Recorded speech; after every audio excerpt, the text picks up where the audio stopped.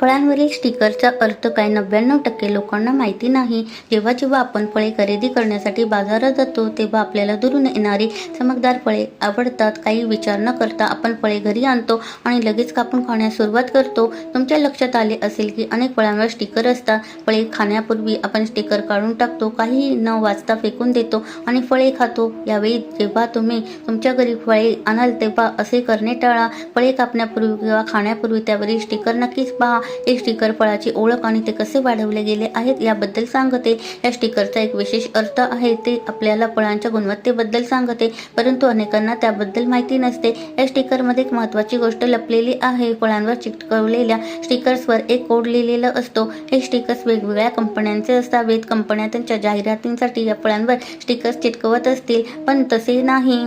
या स्टिकर्सवर काही खास कोड लिहिलेले असतात जे आपल्याला फळांच्या गुणवत्तेबद्दल आणि फळे वाढवण्याच्या प्रक्रियेबद्दल सांगतात. जर एखाद्या फळावर 5 अंकी स्टिकर असेल तर त्याचा अर्थ असा आहे की ते सेंद्रिय पद्धतीने वाढवले गेले आहे. हे फळ तुमच्या आरोग्यासाठी फायदेशीर आहे.